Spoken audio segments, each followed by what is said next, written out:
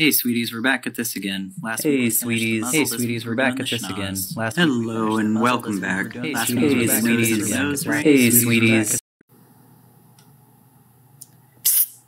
Hey you. You want to learn how to make a fursuit?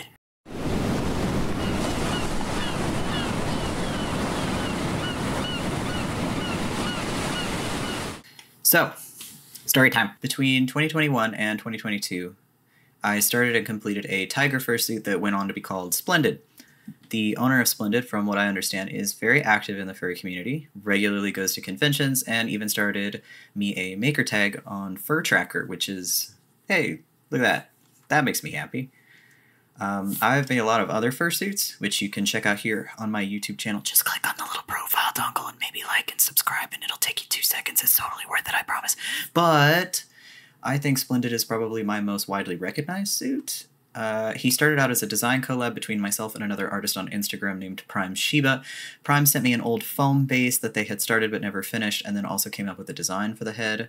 I actually contacted Shiba in regards to this video. Shiba really wanted me to mention that the original tiger head base was made by their friend Kai Yin. According to Shiba, Kai no longer has public social media. They used to make fursuits, and the original head base was made for their fursona, a blue saber-tooth tiger, but eventually the head base was sold to Prime Shiba. So if you're watching this, Kai, hi, I've never met you, but this is what your foam base turned into.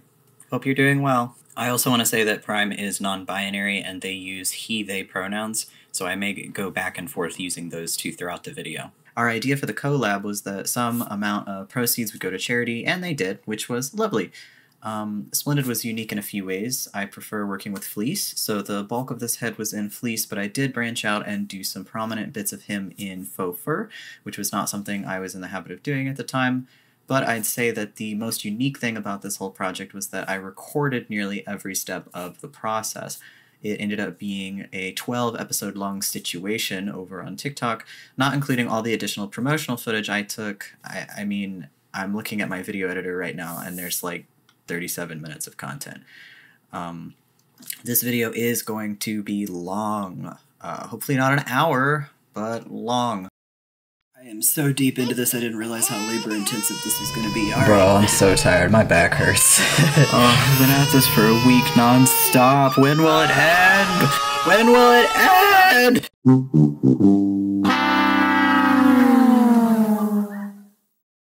I had a good think about how I wanted to display this information, and I think the best way to do it is to do a sort of composite while simultaneously doing a reaction. I want to do the reaction because these videos are old. There are maybe additional commentary I want to make on certain topics. This video will hopefully be a decent amount of information for prospective fursuit makers, especially for people who want to try their hands at fleece. But I'm seeing new techniques being developed all the time. When I first started making fleece fursuits back in 2017, there was extremely limited intel on the subject, with the forerunner of the medium being fleece rot. At least that was the person who I most recognized. A lot of my information was gathered from puppet makers on YouTube, snippets of information from fursuit making forums, and Fleece Rot's explanation of their techniques as written on their old Fur Affinity page. Now I see fleece all over the place, so pretty happy about that. It means new creatives won't have such a barrier if they want to work with fleece. But I've rambled on long enough, so I'm going to play each episode of this fursuit constructing saga, and then I'll stop in the middle to make additional commentary as needed. Sorry this video is so long that Splendid has a bit of a story to tell. Hi, I'm Joe, and welcome to Casual Fridays. This is the foam base that I was gifted that we will be turning into a fursuit. Ah, that was the original design. This is the design that Prime Shiba from Instagram came up with. The agreement was that Shiba would come up with the art, and I would do the fursuit. Shiba sent me this foam base. I was really excited to get this in the mail. And asked if I could turn it into something. So we'll be doing that today. It's a little bit different than what I'm used to working with, so I'm actually going to sort of be taking this foam base apart and... Okay, so what I mean by... I'm trying not to stop these videos in the middle. What I mean when I say that I'm not familiar with this medium is that this is a base that somebody has made using the bucket head method, and I'm used to starting with bases that are like expanding foam pores from molds. I prefer using those and then adding features to that. So this was a little bit unusual for me to be working with a base that somebody else had made from scratch. Using its pieces in a way that is more aligned with how I typically make fursuits. So Shiba actually taped this up for me, but I have no use for the tape because I'm actually going to be making some changes to this base, so I'm super sorry, Shiba, I have to remove the tape that you added for me. But yeah, so here you see me removing that tape.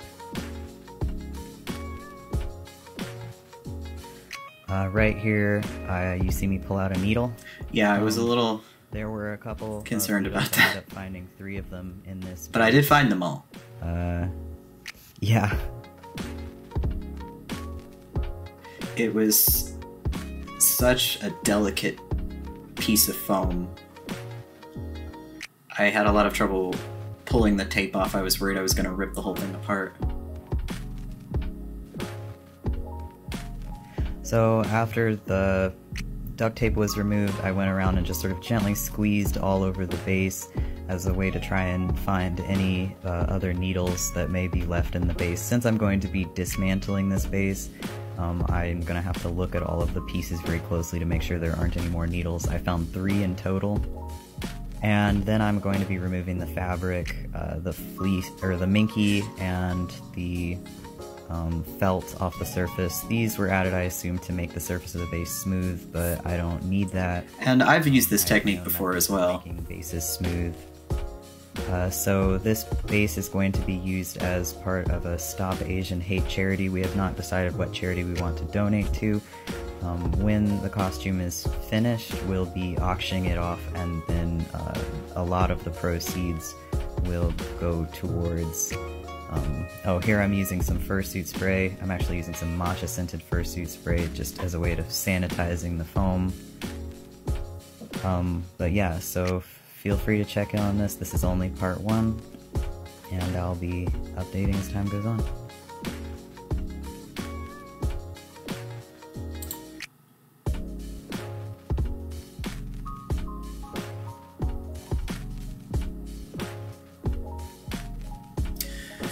Okay, so I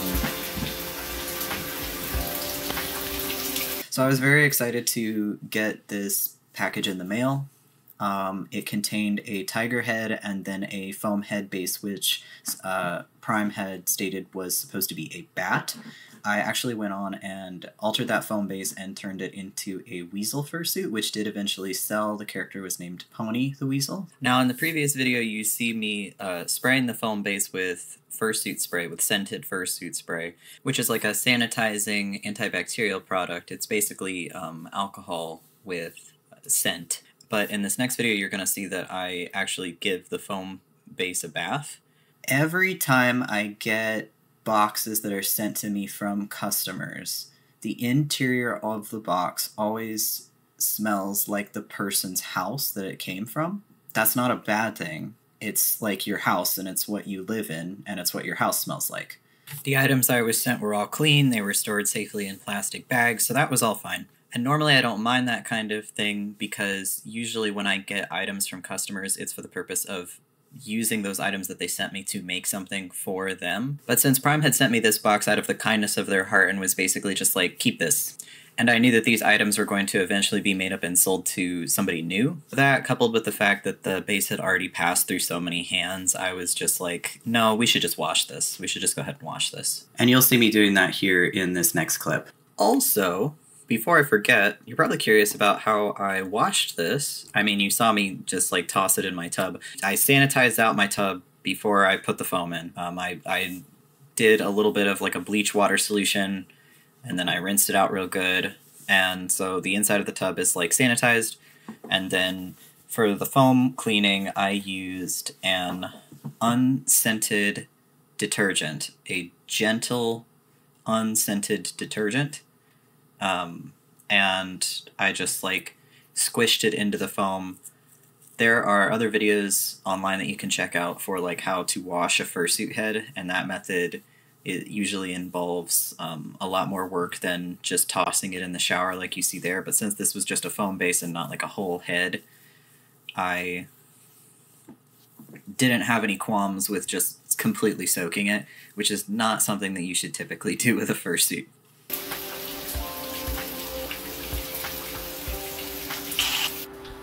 Hey, welcome back to Casual Fridays. This is Joe, and I just finished up giving our big cat a bath before continuing my work. It took forever to He try. fell apart a little bit on me, but that's yeah. okay. Prime Shiba and I have refined our idea for the pre-made, And that's the design that eventually became Splendid. Alright, so to make fursuits I use the bucket head method, but I don't like how thick the foam is for traditional bucket heads, so this is me using foamies or craft foam instead. This craft foam is very thin and allows me to make This method really worked. I fine stand by this method. like very small fursuit heads. Here's the strap that I install in the back. Half inch also And worked really here's well. The ear hole so you can hear better when you're in the suit. And we're gonna be building onto this. It looks so doofy from the start. I promise it gets better. Actively working on this guy over here. Say hi, Noise. Oh, noise. Built on top of the same base.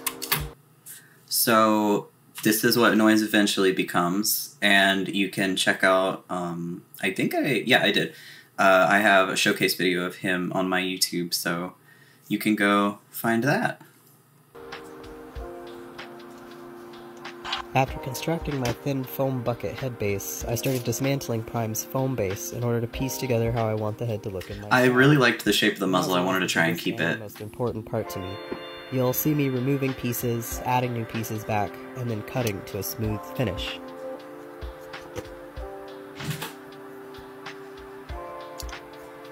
I think one of the most annoying things with making foam bases is working around the hot glue.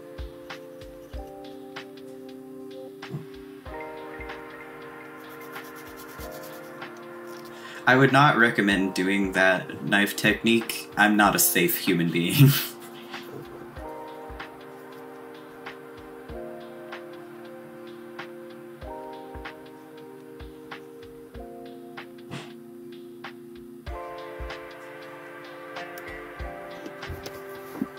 Then I attached the muzzle to the head with the aid of some buffer foam. You can see I carved out a slot in the center of the face for the muzzle to fit snugly, and then I added layers of foam around the muzzle and cut it down smooth. This was really annoying. This was really annoying to do. I remember being really frustrated with this. Here it is, half finished. Oh, the cheekbones, though. I remember being like, yes, those cheekbones. And here it is, all done. Thanks for stopping by Casual Fridays. This has been your host, Joe. This tiger head pre-made is part of a collab with Prime Shiba on Instagram, where a percent of profit made from the auction of this base will go towards a Stop Asian Hate organization. Please keep tuning in to see my progress, and if you have any specific Asian support organizations you'd like to recommend, please drop a comment. Heyo. So, we did eventually settle on a charity donation for a natural disaster that had occurred in the Philippines. This was back in January or February of 2022. Prime is Cebuano Filipino. And basically like a big hurricane, I think, had hit the Philippine Islands. And so they were wanting the money to go towards that. More on that in a minute, though. But that was the charity that we had decided on at the time. Also, you might hear a drill running in the background. There's some work being done on my bathroom. I hope you can't hear it, or that I can edit it out in post. Also, before I start this next clip, you'll notice that Splendid's teeth just kind of poof into existence. And I started watching the video clip, and I was like, wait, I know that I recorded making these teeth. I had to have. Like, making the teeth is like such a fun part of the process. But I went looking through my old videos, and I could not find anything. I couldn't find any of the footage or any like posts that I had made on TikTok about making the teeth. So yeah, I'm like really sorry. Like, this is like a pretty fun big step that I just kind of missed. So yeah, I'm really sorry about that. But Yeah, she just has teeth, and I don't have the footage for it for some reason. Well, this is Joe, and welcome to Casual Fridays. This is episode 4 on my charity Tiger Head, where the proceeds of this purchase will go to the American Red Cross or a tsunami relief program. We haven't decided yet. Today I'm going to be adding a lining to the inside of this head. I enjoy adding linings to my So you can see I made the teeth there. Comfort, but they are not necessarily a standard for fursuit heads, and some fursuit heads will come unlined. It all depends on the preferences of the maker and how much the customer is willing to spend. To keep your fursuit head clean, you need to wash it regularly and also wear a balaclava while suiting. The balaclava helps keep things like sweat and bacteria from building up inside of your head. You will always want to wear a balaclava regardless of whether your head is lined or unlined. If you're interested in more information about things like fursuit care and maintenance, or how to fursuit if you've never done it before, I do actually have a document called Fursuiting for Dummies, which if you go to the link in my bio and scroll down to my FAQ, it's a Google Doc that you can read. Okay, I don't have... I do have that doc. It's not available on my website anymore. I did have a bunch... I crowdsourced a lot of the information from people on Instagram who fursuited very early on in my fursuit making career. And it was a document that I was particularly proud of, albeit a bit wordy. And I think for a number of people that I sent fursuits to, they would get a packet that contained the how to fursuit information.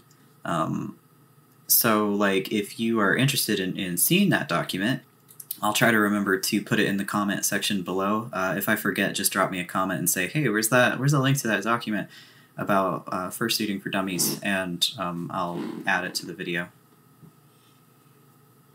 I do also have care and maintenance tips for my personal suits. Every suit maker has different requirements. So, you know, don't read my care and maintenance documents and think that this applies to all suits.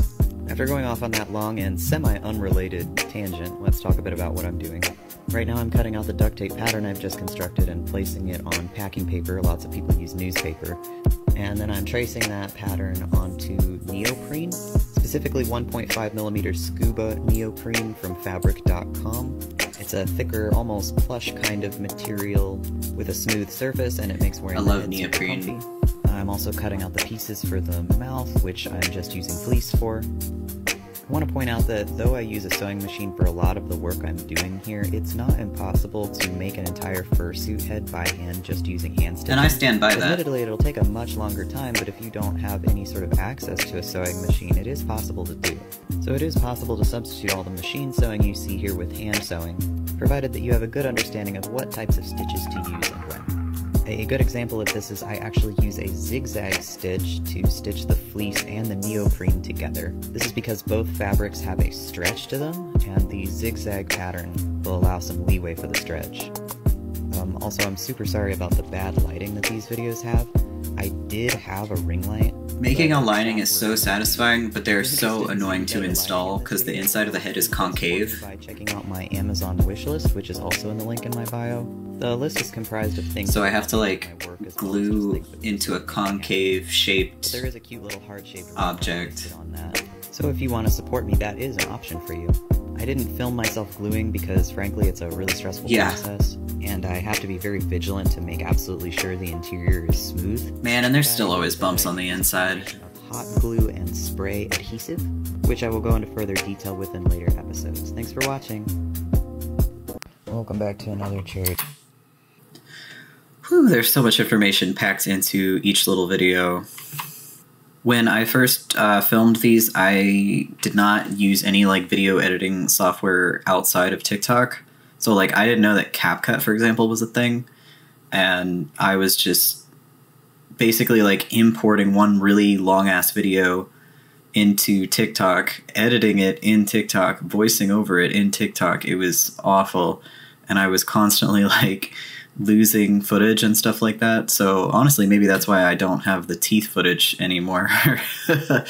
These videos do still contain a lot of information though, so I feel awkward almost talking on top of them. But I think that because they're outdated relative to me and my business, I still have to talk about things that are no longer available. So in this past video that we just watched, I'm talking about all this information that's available through my website.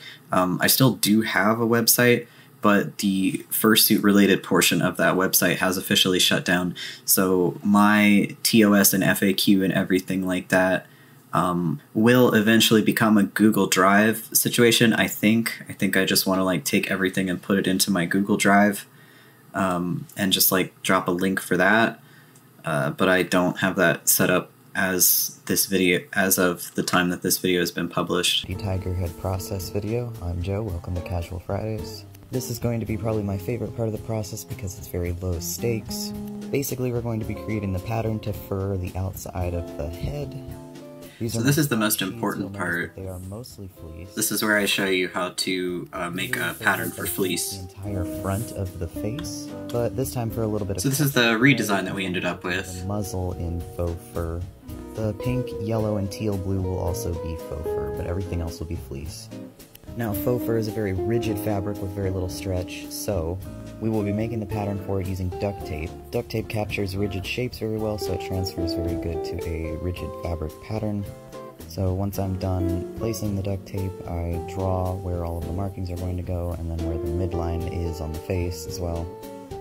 And then I'm going to move into a technique that is used by people who make puppets called fleece stretching.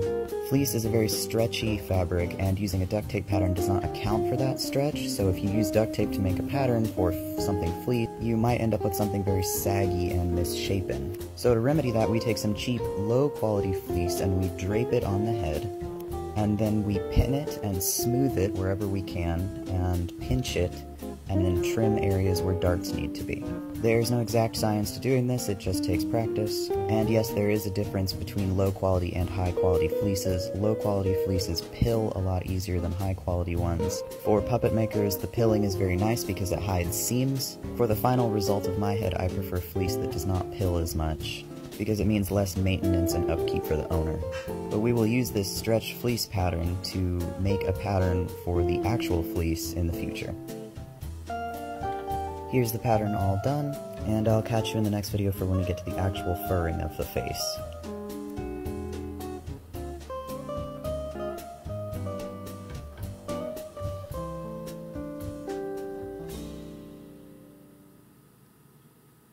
Hi, I'm Joe, and So I kept quiet during all of that because it was really important information to know in regards to what you want to do if you want to make a fleece head. Now, I've seen people make tape patterns and use tape patterns to work with fleece and also work with minky, which is a relatively new concept to me, working with minky. Minky for fursuits, though, seems to be pretty good because it seems to me like minky actually hides seams better than fleece. I could be wrong about that, but I remember seeing lots of evidence to suggest that that was the case. But yeah, I've seen lots of people make patterns for heads using duct tape or masking tape and then use that to make the pattern for their fleece. For me, I do what I just showed you, which is the stretching method where I pin it and then I find darts as I go and I cut the darts out. And that for me is particularly important because when you cut out individual pieces, a little bit of extra, how do I want to phrase this? So if you, let's say you make a pattern and then you cut that pattern out as pieces and then you trace each of the pieces onto a piece of fabric, well, you've just added a little bit of extra fabric to the sides of all the pieces because the pieces that you've cut out were the exact size, but the marker only traces the outside. So you've added like maybe 1 millimeter, 2 millimeters extra fabric on all the sides. And on top of that, the fabric is very stretchy. So when you go to actually put the sewn pieces together on the head, you're going to end up with a lot of like extra fabric that you're going to have to trim. And so my solution to that is the fleece stretching pattern, like I showed you there, where I just use a piece of fleece fabric to go ahead and make my pattern instead of using tape. Because tape is so rigid that it's going to tell me I need more pieces and more darts than I actually need. but fleece is so stretchy that I don't need to do that.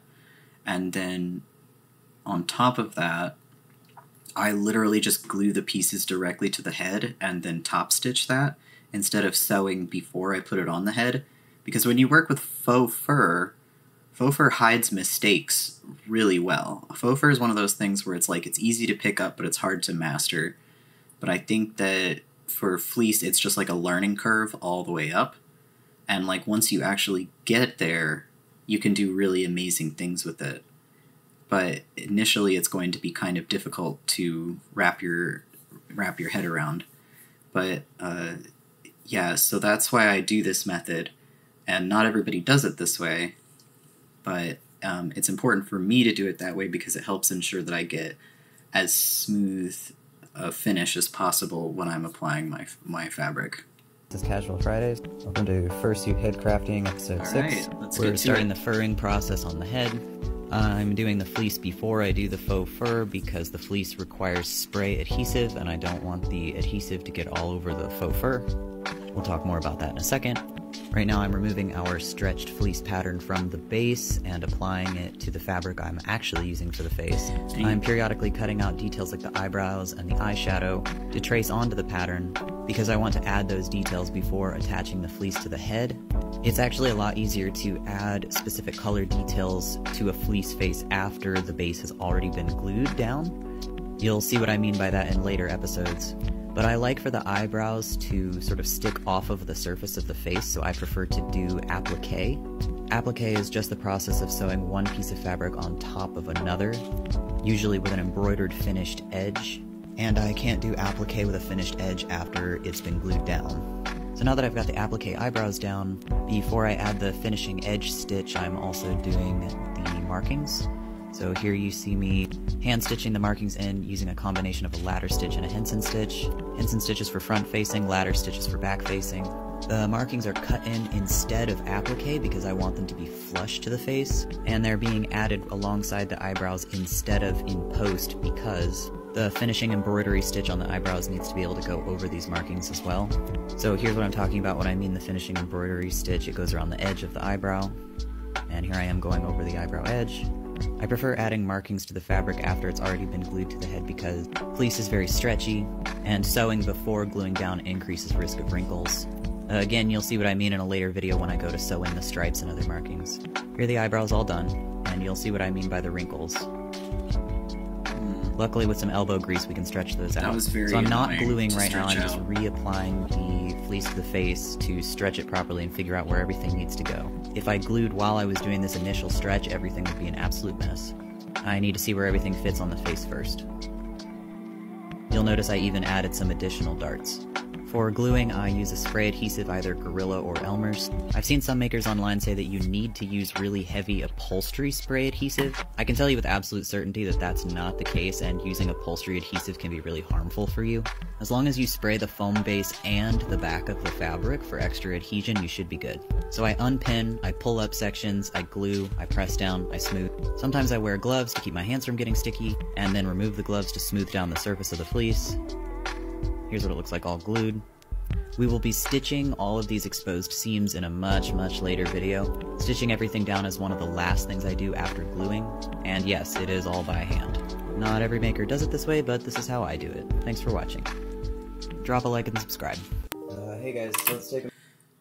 Alright, so I'm really glad that back when I was doing these videos, I was going in so much depth explaining things and my reasoning behind them and stuff, because that means that now, years later, I don't have to explain myself as much or at all. But yeah, I think that I explained things pretty well there.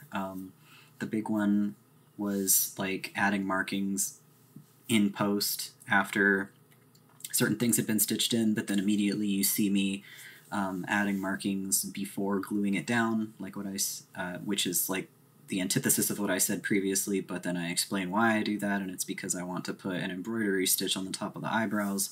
So I want to stitch everything down and then make sure that that embroidery stitch sits on top of all the markings that I've just sewn in.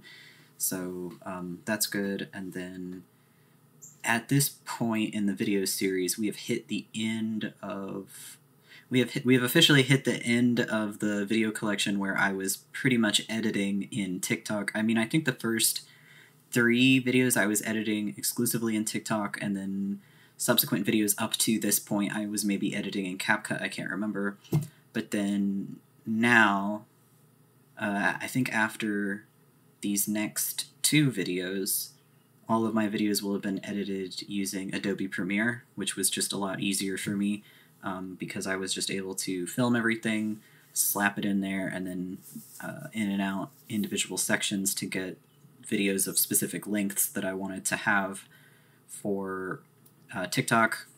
In the video that you just watched, I mentioned ladder stitch and Henson Stitch. There's been some discrepancy online about whether or not Henson Stitch is an actual stitch. If you want the tutorial on how I learned how to do Henson Stitch, you can go and watch that on my channel, and I discuss like what it looks like and why it is the way that it is. Now, allegedly, if you go and you end up working at Henson Studios, or whatever it's called, and working on puppets there, the people that work there will be like, Henson Stitch doesn't exist, you're a fool. And that's probably true. I mean, I would take that at face value. I learned about the Henson Stitch from like literally reading the Wikipedia article about it, and I talk a little bit about some of the history related to it in my video on how to do the Henson Stitch. A lot of people say that the Henson Stitch is just a ladder stitch, and yeah, technically you're correct. It's an altered version of the ladder stitch that has a very particular shape, which I do explain in that video. So, like, is the Henson Stitch real? Is it not? I don't know. I don't really mind either way.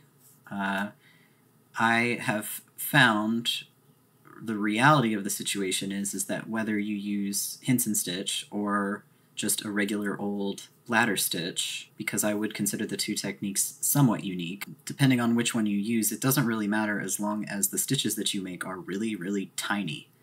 Because if they're not really tiny, you're going to get this kind of like ripple effect on seams. I don't want to like show pictures of what that ripple effect looks like because I don't want to like show off somebody's hard-made fursuit work and then be like, yeah, this looks like shit. So I'm not gonna show pictures of that. But like, you can get like this kind of wavy ripple effect if your stitches are too wide or too far apart. So the reality of the situation is just, you know, you have to work with really, really tiny stitches to make sure that your seams hide better and that you don't get that ripple effect. And that's all you want at the end of the day, and I don't think it matters what you call it. Now, I am going to say that this next video and the video after it are kind of like a break from the tutorials that you've been watching so far. This first video is me discussing kind of what's going on in my life and what's going on with the construction of the head, because I was making this head in the background while I was working on other commissions, and since it was a charity piece, it was taking me a really long time. Now, earlier, you will remember that I said that at the time, Prime and I had decided that the charity that we were donating to was going towards the relief fund, the Philippines, like a natural disaster relief fund. Now, by the time I finished this head, that relief fund was no longer available. It was no longer something that I could donate to. And so I ended up doing a lot of research, and I found that there was a branch of Oxfam that functioned out of New Zealand, and their whole thing was that they helped Pacific and East Islanders during times of crisis. And I was like, this is good. And I ended up donating to them instead, and I'm terrified of pronouncing the name because I absolutely butchered it on the video that I talked about it. This name means in Maori, the land of the long, white cloud. In Maori, it is said as Aotearoa, Aotearoa, Aotearoa, and now you know. Thank you. So yeah, that's the charity that we ended up donating to, And then this video that you are about to watch is basically just a where did I go video, because like I said before, I dropped off working on this because I was working on other commissions that people had paid for, and this was just something that I had been working on in the back burner. So this character got put down for quite a few months and then picked back up towards the end of the year, I think. And then you'll notice that throughout these videos I've been calling this character Tala, and that's because that was kind of like the name that I was calling the character before they got adopted and their name was changed. So this character started out as like a female tiger character, and then Tala, it was like a Google search, like it was like most common names in the Philippines and for girls, and it was like Tala was at the top of the list. And then when the character was adopted, the creator changed the gender of the character to non-binary masculining, I think, with he/him pronouns. So yeah, congrats on his transition. Let's get back to the video. I'm going to talk about Tala for a second. She's the charity fursuit head that I've sort of slowly been pecking away at. Some people have been really excited to see my process on how I make fursuit heads. A lot of people have found that there's some really good advice there. So this is just sort of like a quick recap of what I've done so far, plus what I plan on doing in the future. First, we did the foam base. I got the foam base from a friend of mine who was working on the design for Tala, and then I altered the foam base to fit my personal needs because I like to have this adjustable strap in the back. So I've done that, and then I've gone ahead and added the lining, and then I've stretched fleece over the front portion of her face. And there's a video about how I do that. I have not sewn the seams on this just yet. So right here, for example, and then, but I did sew around the eye holes, so you can see how clean that is right in there. I have my own special way of installing eyelids that I will actually not be going into. I do like to keep some of my processes a secret, but in regards to fleece stretching, that should just be general knowledge. So for the next video, we're going to be doing the muzzle, which is going to be all fur, so you should expect that coming up soonish. And then we're going to be installing the ears and the cheek fluffs. There's also going to be a very specific video about stitching, specifically on the Henson Stitch, which not a lot of people know what it is. I mean, if you want to know what it is right now, you can just like go Google it, and there's probably a bunch of tutorial videos online on how to do it. After that, we should be covering the back of the head and the neck, and the lining in the neck, and installing the zipper, and that will be probably between 3 and 5 separate videos in and of itself. After that, she should be done, and she should be going up on auction. Still working on the charity, but if you watch my previous videos, you know, generally speaking, what the charity is going to be for. So yeah, there's Tala. She's also going to get some whiskers and a removable hairdo, which will probably also get its own video. And then of course we have to sew in the teeth and the tongue and do the nose as well.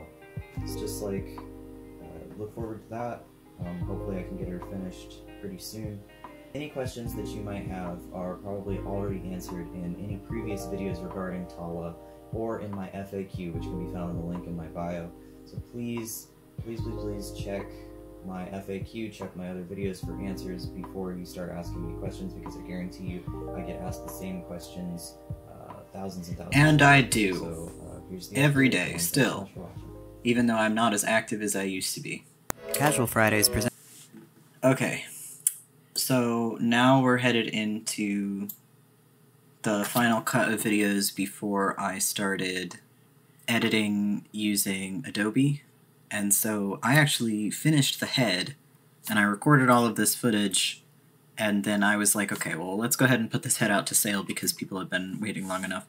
And then after that, I just released a new video, I think like once a week or once a day maybe, until they were all done. So this is the official sale video of Tala's head. So we're going to go ahead and watch that. And Tala, the saber.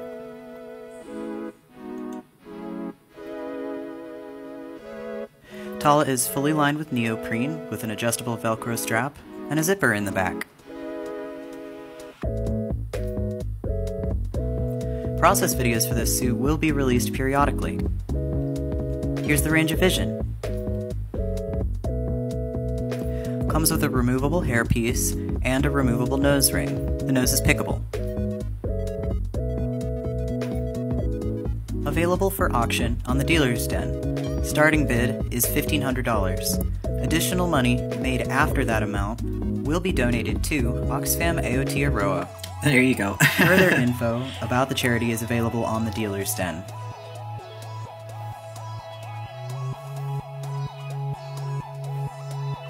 Thanks so much for watching. Let's make sure that Tala finds a new home. So she originally went up for auction, starting at that price. Nobody bought her. Nobody bought her at auction. Nobody put in any bids or anything. And so what eventually ended up happening was that she went up for sale on Etsy for that same base price amount, and 500 of that base price amount was donated to Oxfam. So I did make some cash off of this, but at the time, fursuit making was my only job, and I always needed the money really bad. And so that amount, that 1K, covered supplies and a good chunk of my labor. Not all of my labor, though. If it had covered all of my labor, it would have been for the full $1,500. So that $500 was donated to Oxfam.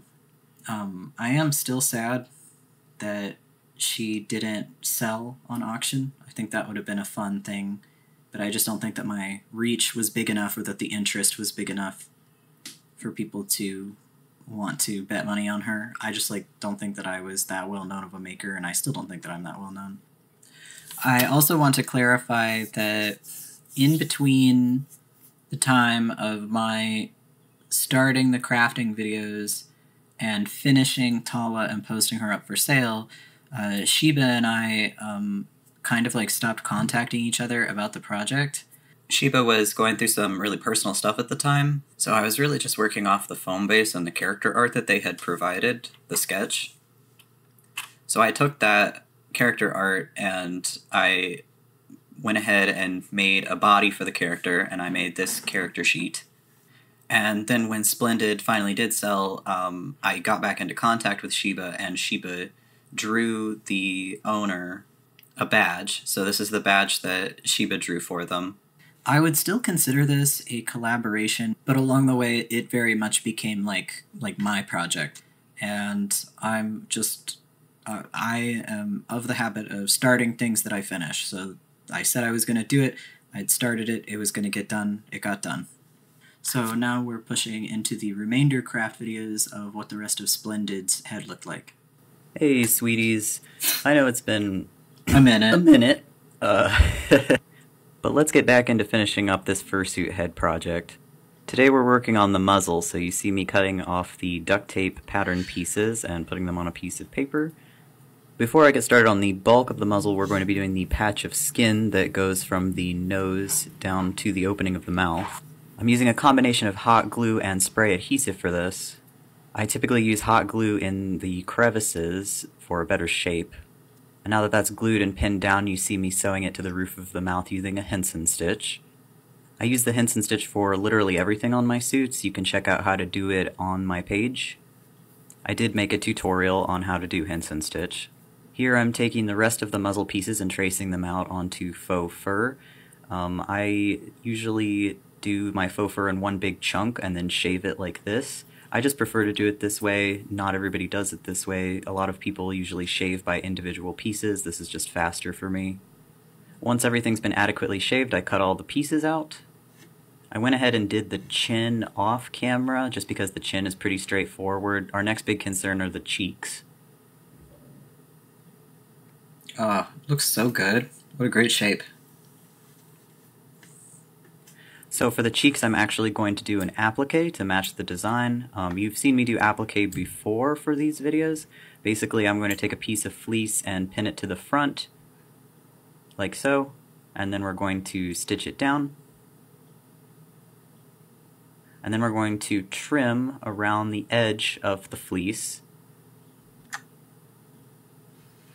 like This is always so satisfying. I always love this bit. Once we've trimmed it, we're going to pick the seams so that way the fur comes out of the edges, so that way nothing is trapped underneath of that applique.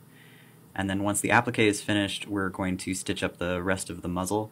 I do leave some of the darts open for hand stitching purposes later, because hand stitching can be pretty seamless if you know how to do it right, and machine stitching, it's difficult to hide seams when you're stitching with a machine, so hand stitching on a fursuit head can be really useful. Here I am using 3D printer filament for the whiskers, and I just flattened the ends down on a hot iron. I don't recommend you do this if you're like a miner or somebody who doesn't know proper safety. I certainly don't know proper safety. This whisker material is pretty okay. It's not very flexible. I don't know if I'd recommend it, but it keeps a really nice shape, so I do like it. You can add the whiskers before gluing the muzzle down, or you can glue the muzzle down and then cut little holes into the muzzle and glue them in that way. Either's fine. Finally, I've stitched everything down. I'll see you in the next video. Thanks! Those whiskers, regrettably, went on to plague my client for the entirety of their run before my client eventually replaced the whiskers themselves. And I'm so sorry. At the time, it seemed like a really good idea to use 3D printer filament. It had a very particular shape to it.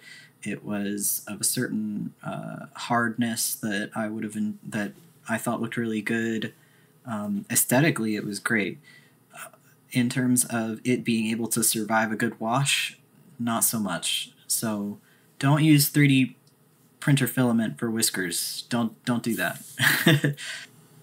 Hey sweeties, we're back at this again. Last week we finished the muzzle, this week we're doing the schnoz.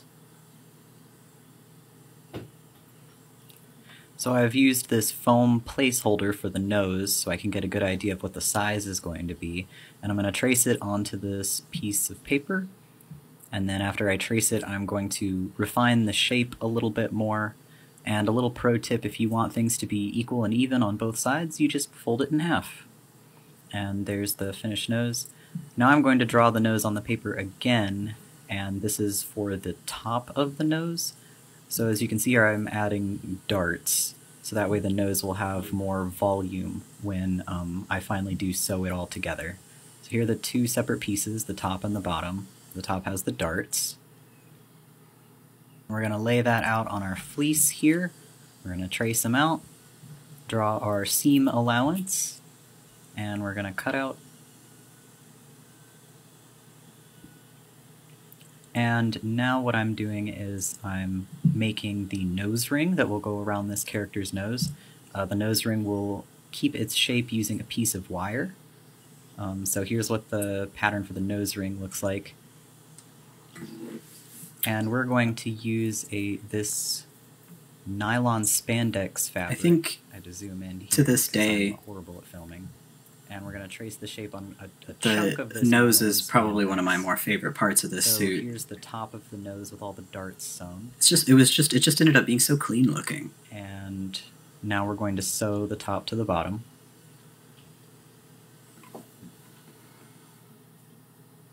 So I sewed this nose completely shut, and then I cut a hole down the middle in the back to turn it.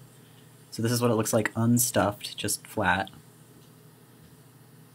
And then we're going to stuff it in that hole in the back and then stitch the hole in the back shut. And so this is what it looks like stuffed. I did not use very much polyfill for this. You don't want to really overstuff the nose. And for a nice accurate kitty shape, I did add a stitch down the middle on my machine. So this is me just pinning the nose in place. I will be hand stitching the nose to the muzzle.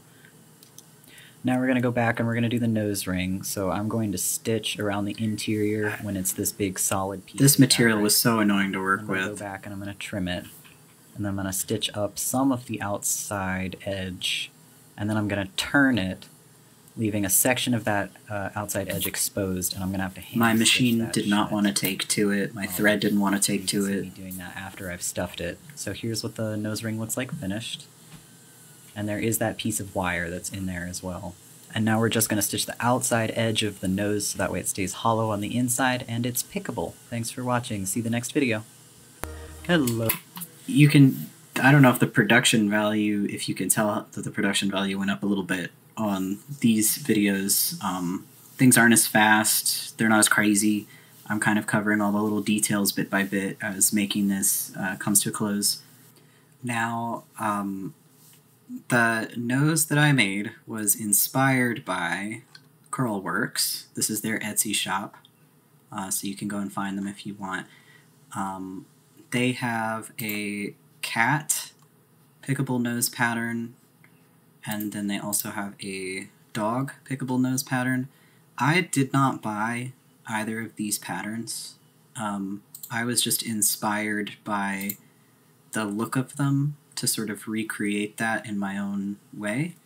Like, I didn't quite want this shape, I wanted something more unique than that. I didn't quite want this shape, I wanted something more unique than that. So I basically just, you know, referenced what Curlworks was doing and did my own thing with the same concept, the same idea. However, these patterns are really cool, and Curlworks is a really good, like, highly rated maker, shop owner. They have all kinds of cool stuff on their shop. So I just think that if you want to make your own nose and you don't want to have to go through the trouble of making it from scratch, you should just go to Curlworks and buy one of these patterns, because they're really cheap and you'll get to use them forever. So, phew, I am so deep into this I didn't realize how labor intensive this was going to be. Alright. Woo! Okay. Hello and welcome back. Last week we did the nose and the nose ring. This week we're going to finish up the ears and the cheek fluff. So I've carved the ears out of this foam, and I'm tracing the ears onto fabric so that way I can get their backs and their fronts. The fur that you see here is for applique, because this character has pink spots on the back of the ears, and she also has white fur on the inside of her ears. So there's the pink interior, and then we're going to do the white fur on that. So here I've pinned the white fur to the fleece, and I'm brushing backwards on it. I brush backwards to make it so that way the fur doesn't get stuck underneath the thread. Of course I still have to pick the seams a little bit, but it does help. And I'm using some tiny scissors to clean up the edges there, so that way it has a nice polished finish. You can see I did the same applique for the back of the ears with that pink spot there. I do go over and shave it to make it a little bit more flush with the fleece. Here I'm using a mixture of hot glue and spray adhesive to get everything all situated on the foam base. And here's what it looks like once I've glued everything and then I sewed everything together using a Henson Stitch. I also added some fur at the interior of the ear which will connect to the cheek fluff. If you take two pieces of faux fur and you position their piles so they face each other, it makes the fur stick out like this. So now I'm fastening the ears to see the positioning of everything, double check some things. So that's what the ears look like finished, and we'll glue those on in another video. And now we're moving on to the cheek fluff. I'm doing the same thing I did with the ears, tracing the shape, only this time I'm tracing onto a sheet of paper because the ear fluffs have multiple colors. This was probably the more labor-intensive bit just because it required so much hand stitching. Traced everything in the pile direction that I needed it to be. So we've got some teal blue, some mustard yellow. Although I say that, but then I magenta, hand-stitched and then now I'm situating each fleece side of the cheek fluffs together with the backing covered in glue. To sew everything together. And I have to hand stitch this, just because it's fiddly work and I can't really trust a machine with that. So here's all of the hand stitching that I've done, and there's two of these. So the pink faces towards the top and the yellow's at the bottom, and I just glue these in with hot glue. Because this is faux fur and I've left the pile long, I get a lot of leeway with the faux fur, so it leaves me free to kind of be sparse with the glue and make a couple mistakes here and there. So this is what this looks like so far, and there'll be more in the next video. Thanks for watching. Hey sweeties, Hello? welcome back. Hello? While What is that noise? Oh, are you kidding me? Okay. The hedge trimmers decided that they were gonna come trim the hedges at my complex. We were gone, I gave our we're cheek good fluffs a now. little bit of a trim to better show the markings. Today's focus is going to be on doing the lining for the inside of the neck along with a couple additional misc Yes, things. we're adding the stripe. For starters, I want to add the stripe that's on this character's face, and I also need to make room for the cheek fluff to be sewn down. I'm using chalk to mark the area that I want to trim. I want the foam inside of the cheek fluff and the ears to have direct contact with the foam on the head. This just makes for better adhesion. And I took a black marker and marked where I want that extra stripe to go. Now I'm using a seam splitter to cut away in combination with scissors at the fleece that I've glued down. The seam splitter really helps for fine detailing, and it helps when I want to add markings that are islands on the surface of the face. So this is how I do the I thing. can cut into at an angle. Pause. This is what I meant earlier when I said that adding markings after everything has been glued down is, like, in my opinion, the better way to go. Because I use just like a regular spray adhesive and not that crazy powerful upholstery adhesive, the fleece can be pulled gently from the base without causing any harm to the head. And then once that's been pulled, you cut out the shape that you want for the marking. Then, you gently use a seam ripper or some scissors. I'm explaining it in the video, but once that's pulled off, you just add in your new color in the hole that you've just made, and then you stitch that. And that's how I've done the vast majority of my markings, and it works really well. I did it especially a lot for like all of the dots on Billy's face. So this is Billy, and like every dot on her face was done using this method. I can cut using the seam splitter at any point on the surface of the fabric. So now I'm adding that stripe on the face, and I don't show it, but what I do here is I glue the stripe down, I sew it down using a Henson Stitch, and then I go back over it with the clippers again after it's been sewn down, just so the design is more flush to the surface of the fleece. Sewing the markings on the surface of the fleece versus cutting and embedding markings next to the fleece is just a personal design choice. If I want a marking to pop out more and look like it's sitting on the surface, like the eyebrow. Pause again. So you'll notice that in between shots I shaved the fur. I did not record myself shaving because when I'm shaving a 3D object, it requires a lot of my concentration, and it requires several passovers with the clippers. I have a large set of dog clippers that I use, and then I have a much finer set of clippers that I go back over with, depending on how flush I would need that fur to be. I just didn't show it on video. It was going to be a lot of concentration on my part, and it was just time consuming, and it wasn't all that interesting to watch, if I'm being honest. I'm going to do the applique method. If I want things to be more flush and look like a more straight, cohesive design, I'm going to do the markings flush with the other markings. I'm now checking my 14-inch sport zipper with the back of the head for the pattern that I'm making for the neck. You'll notice I just kind of free-floated tape. That's kind of the quick and lazy way that I do it, but it always ends up turning out fine, so... Now I want to replicate this design on the back of the head and make sure that we have everything marked for color, and I've reattached the ears and the cheek fluff because I need to make sure that everything lines up correctly when I attach the ears and the cheek fluff later. I like to do everything except for the ears and the cheek fluff and then sew those on last, just because it gives me better room to work and I'm not sewing around ears and working around things like that constantly. So this video So you saw me kind of like erasing or marking out some of the Sharpie marker on the surface of the tape. I have little alcohol pads, and so Sharpie markers are alcohol-soluble markers. That is to say, you're not going to probably be able to get Sharpie marker out of fabric once it's been marked on, but if Sharpie has been marked on some type of smooth surface, chances are you can get it off with alcohol. So I was using alcohol swabs to erase and correct shapes, so that way the stripes look as good as I can possibly get them. We're doing the liner, but I use the same tape pattern for the liner as outside of the neck.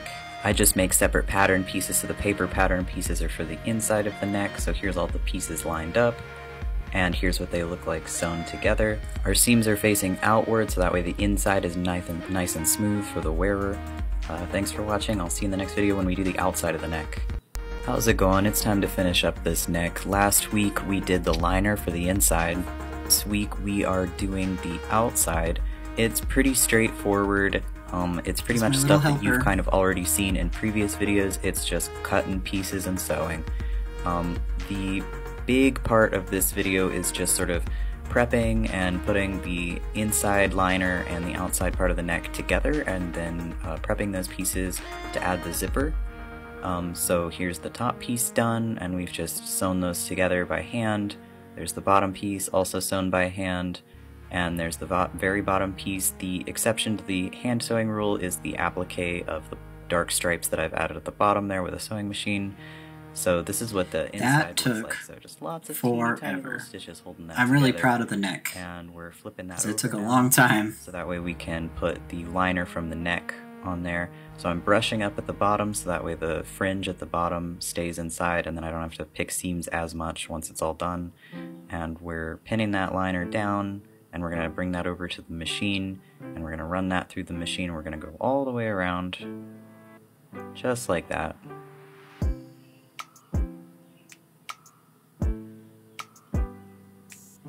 So once we're done sewing those pieces together, you're going to see me sort of curl the edges at the back inward and pin them. We're going to be doing something called a top stitch, and I'm going to be going right exactly over the seams on the inside with a stitch. And this is just to make it so that looks like I'm sewing through my thumb from this angle. It always gives me the heebie-jeebies. I'm like, ooh. Once we get the zipper in, if I don't do this stitch, I've noticed that the lining wants to pop out when I'm sewing the zipper, just because it's two very thick pieces of fabric that I'm joining together, and I don't want you to see the lining when the zipper is closed. I want the zipper to be pretty much invisible. So now here you see me attaching the zipper. I'm gonna be honest with you, I hate this part. I really do. It's not easy, it takes a lot of patience, it's very fiddly. I actually had to redo this zipper twice because I couldn't get it lined up correctly. If you want to learn how to install a zipper, TikTok is not the best place to learn that just because it's short video format. You're better off checking out YouTube. Once I have finally attached that sucker, I go back over and I shave it a little bit. I periodically shave this head at various stages throughout the process of making it. Here I've peeled back that outer layer and I'm pinning that lining to the lining that's on the inside of the head, and I'm just whip stitching those two linings together. So now there is no exposed foam on the inside of the head. I've pinned everything in place in the back. I will be hand stitching everything else that's left off camera because, to be honest, it's just kind of boring work, but thanks for watching. We'll do the eyes in the next video. Something that I haven't talked about yet that has been seen in nearly all of the videos are these holes on the side of the head with mesh in them. And if you're a fursuit maker, you know exactly what those are for, but I guess, like, you know, if you're new, you probably don't know. When you wear a fursuit, especially a foam fursuit head, you can't hear shit. Like, it is... you've got foam padding all around your head. And so to help remedy that, you'll see earlier in the video that I put mesh where the ears are on my foamies foam base, and then as I've progressed through the process of making the head, I've continued to keep that area hollow, and then finally I covered it with more mesh, so that way there's just like an easy canal that'll make it a lot easier for the wearer to hear things, because there's so much foam built up on this character's cheeks that it would have been so difficult to hear anything inside of her head. And I do this for, or I have done this for the vast bulk of my suits. There are some that I didn't, and those were either early on or just suits that were thin enough that I didn't feel like it particularly mattered. So yeah, that's what those mesh-covered holes are that are just kind of like at the backs of her cheeks.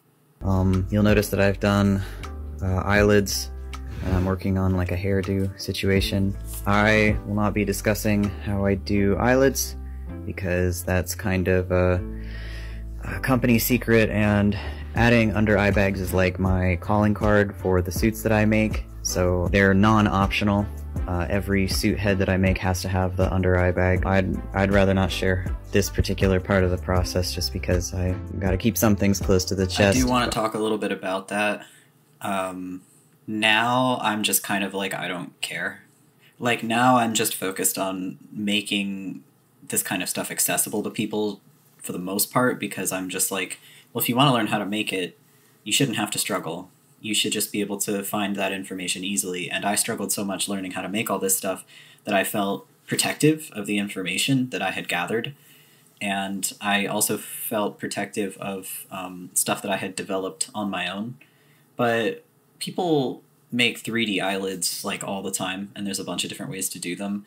The way that I was doing it, I was using something called Weveringh, which is a lightweight moldable plastic mesh that people use for cosplay stuff like all the time. Specifically, I was using the white mesh, and I would just like make a mold out of tinfoil. I would just roll tinfoil into a ball, kind of blobby kind of shape that was roughly the shape that I wanted the 3D object I was making to be, and then I would boil the Weveringh because it. And you know what? While I'm at it, everything magnetic that I've ever made, whether it's removable eyelids, replaceable tongues, replaceable hairdos, like in this case, I purchased my magnets from this place, K&J Magnetics Incorporated.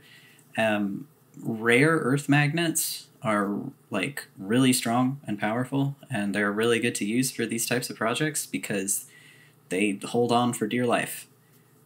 Don't put them near any of your electronics, but yeah, I would recommend buying your magnets from this place. They're pretty great. I learned a lot of important techniques doing fursuit hair from VseeFace Studios. They have a Patreon where they talk about things like that, like doing hairdos and stuff. I don't feel comfortable talking about how I'm doing this hairdo because I learned from VseeFace, and that's available on their Patreon. But we will be covering how I do the eyes, so let's get to that. We're gonna sand the surface of our eyes so that way the paint has something rough to cling to. And you'll also see me scouring the edges with a box cutter, which is for better adhesion when gluing into the head. The alcohol cleans things off of the surface of the plastic like grease. This is shit primer. Which helps with primer adhesion, which is what I'm doing here, is adding I should have used a different brand. Usually I do acetone instead of But I had spent so much money on that primer, I was like, oh, I have to use it. Sort of just like the silly fun part, which is just mixing paints, mixing pigments. I wanted these eyes to be UV, so I mixed UV pigment into the acrylic paint. I made a mistake doing that though. What I should have done was do the acrylic first and then gone over it with UV mixed with a clear coat, because mixing UV directly with the paint did not end up being UV. Oh well, live and learn. So here's just me like painting and working on the eyes. It kind of speaks for itself. Oh, they look so good! This is our last video on the construction of the head. We've finally hit the end of the road, yay! This head did get sold, and if you want to find out more information about that, I'll be posting these videos along with like a composite onto YouTube, so you can just And this is the composite, like 2 years late. Like go through my TikTok and find all of these individual videos, so I'll be posting about that here soon. So let's slap those eyeballs in there and make sure they fit well, and then we're gonna glue in, and so there we go. And now we're gonna see what she looks like all done. You know the rest of the story. Thanks so much for watching, it really means a lot to me. Have a wonderful day.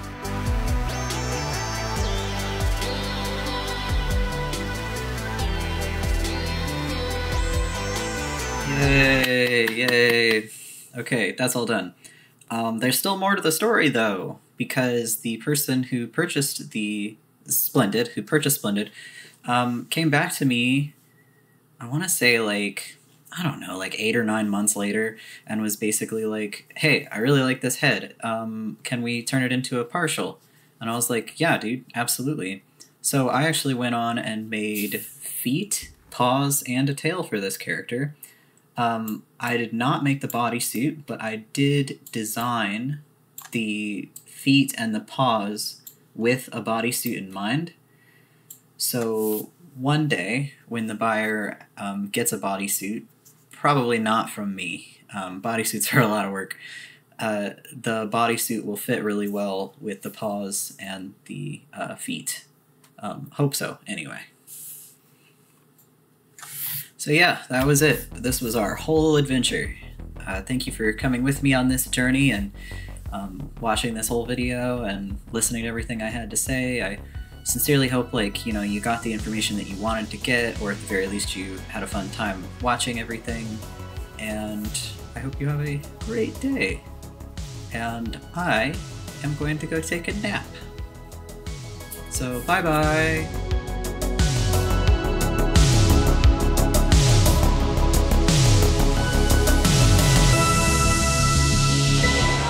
Splendid, this is Splendid. Hi, I'm Splendid. Everyone meet Splendid. Hi, hello, I am totally Splendid. Ignore these. Ignore those. Yeah, Bebo? No. I don't know who that is. I don't know who that is. Who's Bebo? What is that? We don't know who Bebo is. What the fuck is Bebo? Bebo looks like a twink.